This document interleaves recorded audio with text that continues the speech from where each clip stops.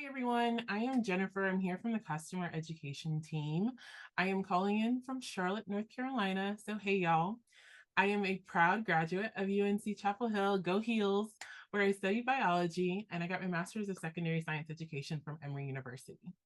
This is my 20th year in education. By far, the thing that I'm most proud of is being a middle school science teacher during those 20 years. And the second thing that I'm most proud of is sharing Magic School with educators and organizational administrators like yourself. Super, super excited to be joined by my colleague, Tracy. I'm going to pass it to him super quickly because he's going to be supporting in this space so that he can introduce himself. Hey everybody, my name is Tracy. Much like Jennifer, I'm a veteran of the classroom as well, and spend my days working with folks, helping them understand how to use Magic School. So I do not have my introduction slide, but I will say thank you guys for being here today, and I look forward to working with you. Thank you so much, Tracy. That's totally my fault why you don't have it. So, but super excited to be able to support this space with y'all. So just a couple of norms as we continue to move forward. I really encourage you to bring the magic, which you're already doing, but please be mindful and keep your mics off, of course, unless you are engaging in breakout space. By then, we want your mics to be on so that you can communicate with each other. Actively participate. We love emojis. We love reactions. We love seeing you in the chat as you have questions. We're going to be walking through some things and giving you a time to explore, which really leads us to getting curious. Like, get curious, ask questions if you have them, see what some of the new features are, and really, really use exploration time to explore them.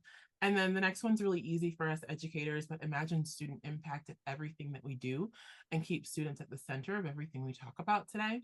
And then, of course, if you taught during the pandemic at all or led any kind of professional development, you know how difficult it is to connect with people when their cameras aren't on. So if you are comfortable and you're in a safe area where you can have your camera on, we would love to see you. And if not, of course, we understand and we're super respectful of that. So what are we doing in this space today? Our objective is that educators, specifically organization administrators, will explore new platform features, hot off the presses, launched last week, and that you can see how they operate and their basic applications. So we want to introduce them to you, give you a little preview of how they work, and then give you some time to explore them. How is this going to look for you? So it's going to look, after our welcome, we're going to do a brief kind of feature spotlight where we're going to introduce each feature, show you what it looks like on the platform, and spend some very, very high level kind of overview of this is how it works. Then we're going to get into breakout spaces. You'll be broken out by feature, and so that you'll have a dedicated time and space to explore one of the features with some awesome collaborators who are on this call. You can see how it works, and you'll be able to discuss, ask questions. And then when we come back, you're going to share out, we're going to have a group discussion to see what questions linger, what key findings did you find, and then we're going to end with a survey and a closing. So let's get started. So for the next part of this, the very first part, we're going to spend a chunk of time reviewing the new enterprise features. We're going to do a deep dive, and I'm going to do a lot of talking at you for the first few minutes of the session, just to make sure that you understand fully what the new features are and how they work. Just know that in a moment, we will break out into breakout spaces, so you'll be able to really connect and talk with each other. So feature number one that launched last week, we now have enterprise tools access. So this enables you to curate enterprise tools for your organization that are aligned with whatever your organization's needs are, your values, your curriculum. You're going to be able to see a complete tools list, including any customized tools that you make. You'll be able to enable or disable those tools based on your district or organization's needs. And you'll also be able to control Magic School for students' access. So I'm going to take a step away from the slide deck, and I'm going to show you what this looks like real time before moving on to the next feature. So as an org admin, when you log into your Magic School platform and you see the dashboard, you see that there is a My Organization tab on the top left-hand corner. When you click on My Organization, you'll realize that there is a new tab called Tool Management. When you click on Tool Management, you'll now see that there's three kind of buckets or areas that you can hone in on. We have Manage Custom Enterprise Tool Library, we have Tool Access, and we have MagicSchool for Students. On the MagicSchool for Students side, you can now toggle whether or not all of the educators in your district or organization and all of the students, if they have access to MagicSchool for Students. You could toggle it off or you can toggle it on, but now you have full control over being able to do that for your organization. However, I want to hone in right now on the tool access button right here. This is going to enable you, once you select it, it's going to bring up all of the tools on the platform. You can see them by title. You can see a description of what that tool does. You can also see what type of tool it is. So whether it's a student tool or a teacher tool. If you have customized enterprise tools, which we'll talk about in just one moment, you'll even see a tag that says enterprise. And that's your way of differentiating if this tool was a tool that you created and launched to your organization, or if it was a MagicSchool original tool. The real power in this outlook lies right here with org access, because you now have the power to turn off a tool by toggling it off. It'll make sure to ask you, are you sure you want to disable 5 questions? It'll even tell you how much it's being used by your organization and the consequences of turning off the tool. It'll tell you that it will become hidden from all users across your organization, and it'll tell you exactly how many educators or student rooms are impacted by that tool. Really, really love that. So you can see how it's already being used and what the effect will be. But if you choose to disable, you'll be able to disable it. It'll toggle off, and then nobody in your organization will have access to that tool anymore. So it's just a really, really handy spot to be able to quickly toggle on or off tools for your entire organization. Also from this view at the very top, you could also toggle on or off your MagicSchool for Students. Same as in that other tab that I just kind of highlighted. I'll show you again on the back button. You could also do it from this view as well. If you turn it off, it'll turn off MagicSchool for Students for everyone in your organization. If you leave it on, everyone will have access and be able to create and share student rooms. So that's the first new thing. Super exciting, Enterprise Tools Access. Super excited about this. You now have the ability to customize and deploy AI tools that are district-wide. This will enable you to modify AI tools to fit your district's needs. You could streamline tool deployment across all of your schools, and you could also ensure consistency and alignment with a centralized control. What can this look like? I'm about to show you an example of what this could look like. Right here on my organization tab, under the same tool management tab, you'll see that you have Manage Custom Enterprise Tool Library at the very top. This is where you're going to be able to go to actually create, customize, and share tools with your entire organization. I can click on this tab. It's going to bring up a whole dashboard of tools, including ones that I've already customized that are enabled, which will live here at the top. It'll show me tools that I've customized that I've disabled that I am not currently sharing. But what I want to draw your attention to is at the bottom, there's a space to create a new enterprise tool. So what could this look like? Well, say for example, you had a lesson plan template or certain lesson plan criteria that you would want everybody in your organization to use. So you would like to create a custom version of the lesson plan tool that all of your educators use. I could come here, I could click on lesson plan under create a new enterprise tool. I can click customize.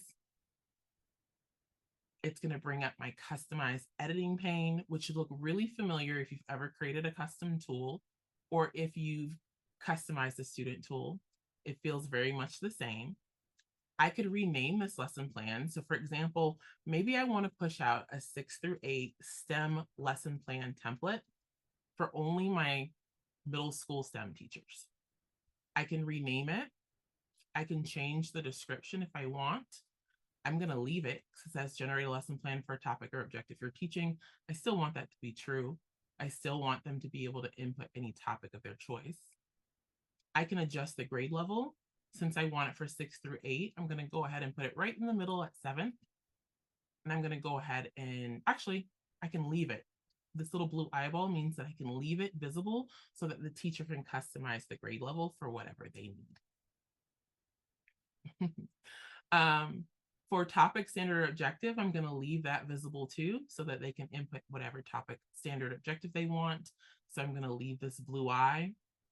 For additional criteria, I'm going to leave that as well so that they can add any more customizations that they want to the tool. And for standards set to align to, perhaps I want to set it to my standards, the standards that our district uses for STEM. I could put next generation science standards. I could put, whatever my state standards are, and I can choose to leave it visible. For the purposes of this demo, I'm going to go ahead and hide it.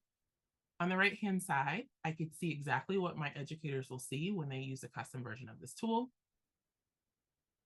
And if I feel good about that view, I can click next. Once I click next, this is where the magic happens, because I can add custom instructions to change how this tool behaves for every educator who uses it. So I could, for example, I could say something about every lesson plan created with this tool. Please include a vocabulary list, a table of differentiation strategies for my English language learners and for my gifted learners, and a place to incorporate technology. So now I know that I'm creating a lesson plan tool that's been customized so that every educator who uses it will have these customizations to their lesson plan. Once I feel good about it, I can click next. And now I can test out the lesson plan tool to see if it's what I like. I'm just going to test it out using food webs. I can click generate.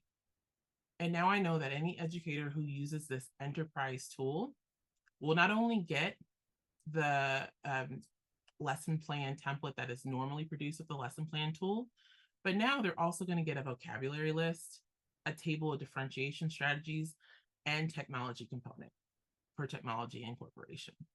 And I can normalize that across the board for everyone, knowing that everyone has the same standard and the same bar for my organization or district. I can click save and next. And important to note, all of your enterprise tools, when you customize in this way, they are all automatically disabled. You have to make the conscious choice to enable them in order for every educator in your organization to now see the tool. The great thing about this is once you're disabled and you start disabled, you get a copy test link. So I could actually copy this test link and I can share it with others so that they can try out the customization. So if I had instructional coaches or school leaders or other groups that I wanted to test out this tool before I deployed it to everyone, I could do that too. Once I was ready to go, however, I could enable the tool. At the moment, you cannot deploy to specific schools. You would deploy to everyone or no one, but that is feedback that we are welcome to hear. So if that is something that you are looking to do, I'll show you in a moment where you can go to give feedback so that we can share it with our team to see if that is possible in the future. No problem. So I can copy my test link. If I feel good about it, all I would do is switch to enabled. When I switch to enable, educators across the organization will now have access to it on their home screen. It'll live on their home screen at the very top as an enterprise tool. And then I can click done. When I click done, it actually went to my disabled tools just to remind me that, hey, I haven't enabled it. It's right here. And at any time when I'm ready to enable it, I can click on it. Okay.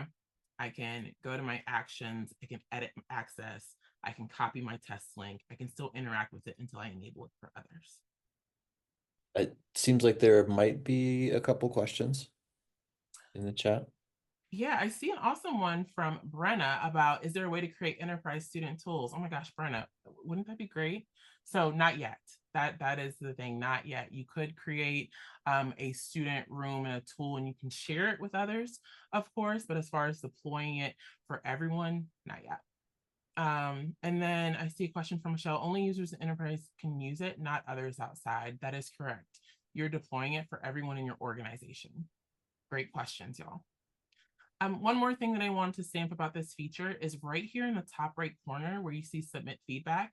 Because it's new and it's in beta testing and we really value your feedback, as you interact with building enterprise tools, if you have feedback, the good, the not good, in between, something you would like to see, just click on this button. It'll take you to a Google form where we're capturing all of your feedback, and then we're sharing it with our engineers so that we can make adjustments based on what is most useful for you. So please, please, please give us feedback.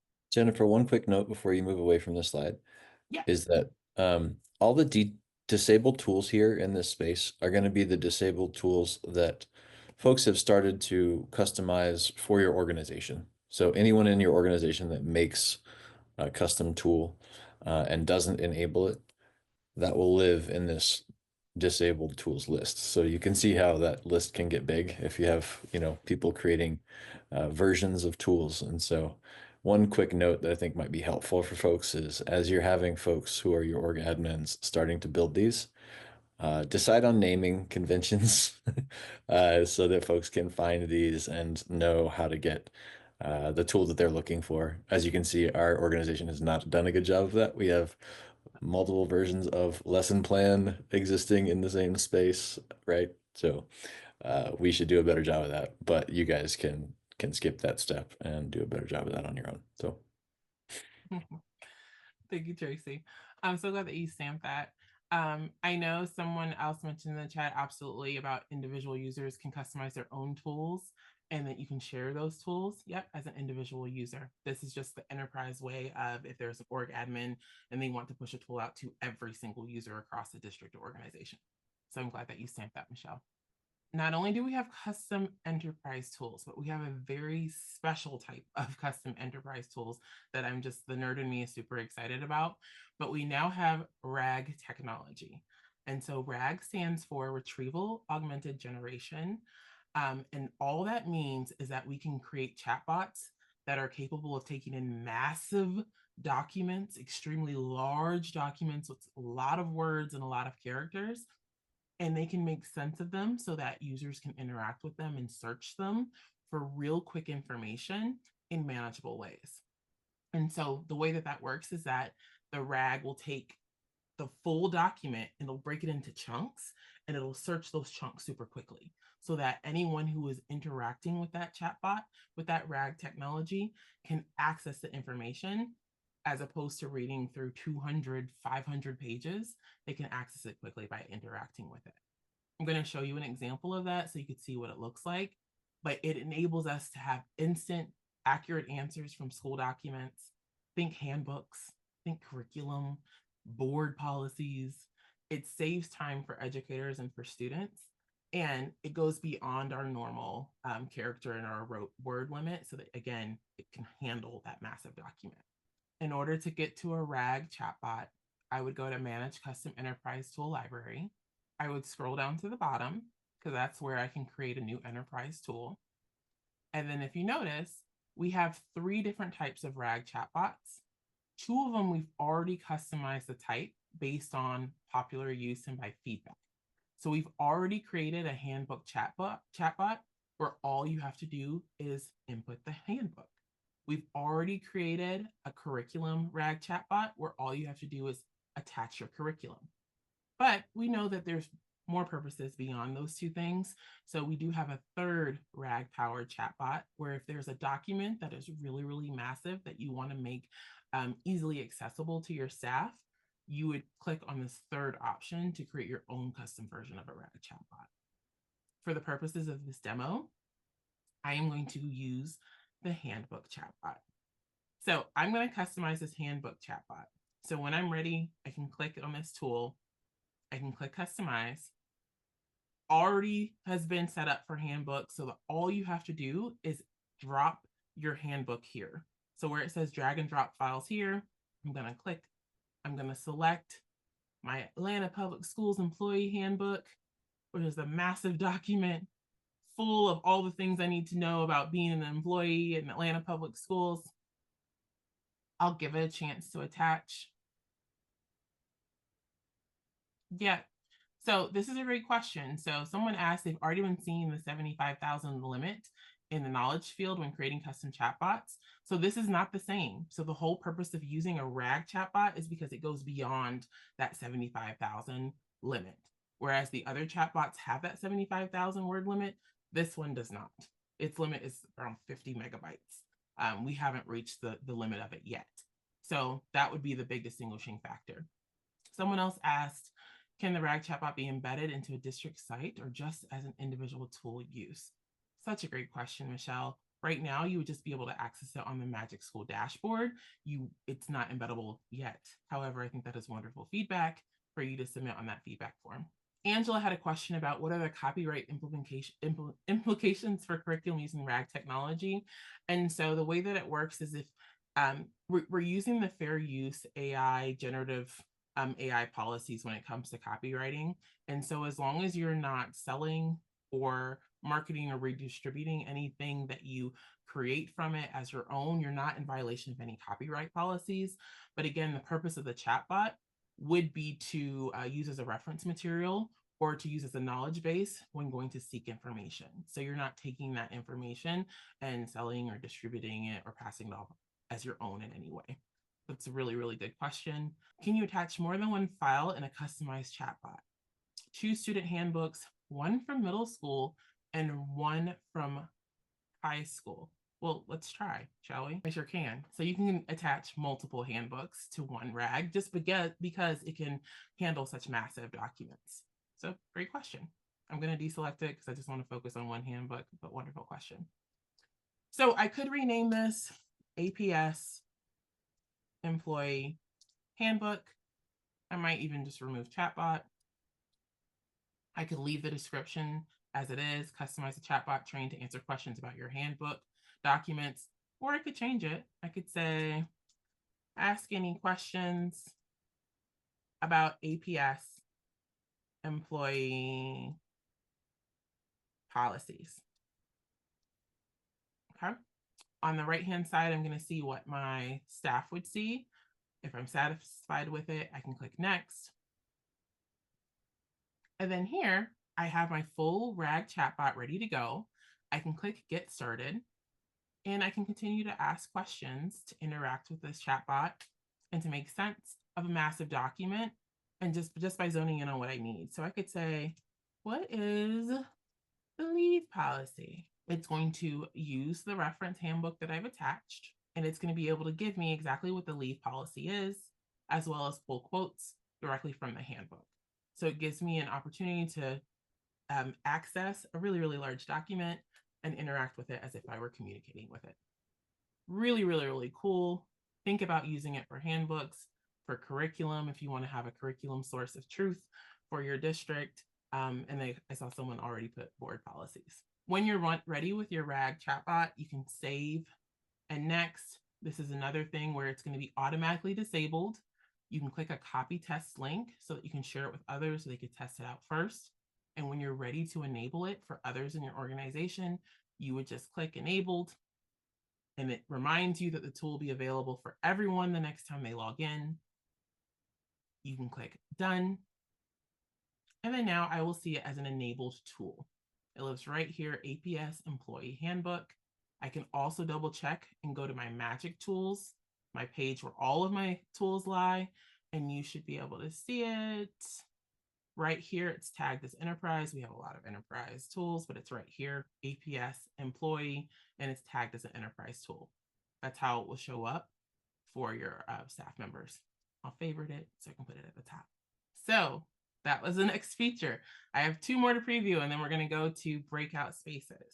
The next new feature or new initiative that was announced last week, MagicSchool Labs, which again, super excited about because you have great ideas, you have great feedback. We exist because of educators like yourself. So we now have an area where you're going to be able to collaborate with us on the future of AI in education. And so MagicSchool Labs is going to be a place where certain organizations are going to have early access to cutting edge AI tools. They're going to be able to influence future feature development, and it's only available to our MagicSchool Enterprise and Plus users. So it is invite only. I'll show you how to sign up for it in 1 second where you can get to it. But as soon as we have a new idea or concept, MagicSchool Labs is where we're going to test it out. You'll be able to test it, get feedback before it goes wide to anyone else. And a little birdie told me that the data analysis tool is coming. And I can't tell you how excited I am that it's coming. So I hear that the first project for MagicSchool Labs will be around using that data analysis tool and seeing if it's exactly what we're looking for and if it's helpful for educators. So I want to show you how to get to MagicSchool Labs. Back on our handy tool, our dashboard, on the left-hand side, if you scroll down under Launch to Students, you're going to see a new tab that says MagicSchool Labs. If you click on MagicSchool Labs, it's going to introduce exactly what MagicSchool Labs is. I kind of gave an overview, but it's going to tell you you're going to be the first to explore and influence our latest innovations with exclusive early access. And then it's going to tell you exactly how to sign up. All you have to do to sign up is you have to acknowledge that these 3 things are things that you understand. And if you acknowledge that these 3 things are things that you understand around you want to participate, you understand that you're viewing proprietary information, you understand that by participating, you're expected to give us feedback. If you acknowledge those 3 things, boop, boop, boop, you'll be able to sign up. And then next, in the next 2 weeks, you'll hear from us if you've been invited and selected to give feedback on the next project. We will have multiple projects coming out, but the first one coming up in March is that data analysis tool. So super excited. There's also an FAQ at the bottom of this page. So if you want more information about who's selected, what will you be asked to do? How do you know if you're selected? Is it paid? It's not paid. Can it be turned off? You can turn it off if you don't want anyone in your organization to sign up or to show interest. That's absolutely fine. All of that information is on here. The last new feature that we introduced last week are student room insights. The crowd goes wild. Okay, so what this means, y'all, is that you could see real-time student engagement data. You're going to be able to spot which students are thriving, which ones need help. You're going to be able to create automatic student progress summaries, and you're going to be able to drive your instruction with real-time insights. Where that exists on the platform is over here on the left-hand side. I would come to my Launch to Students, which I know is the purple brick that sets things off when working with student rooms. I could click on this. And if I have a room that's been created and I've already launched tools to students, all I have to do to see these new insights is click on that room. And you'll notice now on the left-hand side, students in that room will now have inactive or active. So you can actually see in the moment at a glance, it'll turn green if they're active and using it, or it'll be grayed out if they've been inactive for longer than a certain amount of time. You'll still be able to see their name, their last message. You'll still be able to see if they were doing something inappropriate. And I know students never do anything inappropriate. You'll be able to see their last tools. You'll be able to see their status. But here's where the student insights come in. You have 2 ways to see them. You can actually click on the student. So I can click on Abby. When I click on Abby, I am now going to be able to see for each tool that Abby used, how engaged she was with the tool. So I'll see a green highly engaged, or a yellow moderately engaged, or I may even see a red not engaged at all. I'll be able to see exactly what she was doing with the tool and a summary of how she was using the tool. But my favorite part is at the very top, I can refresh summary, and it's going to give me a full summary of my students' interaction, as well as areas of strength and areas for improvement. So for Abby, it told me what tool she used.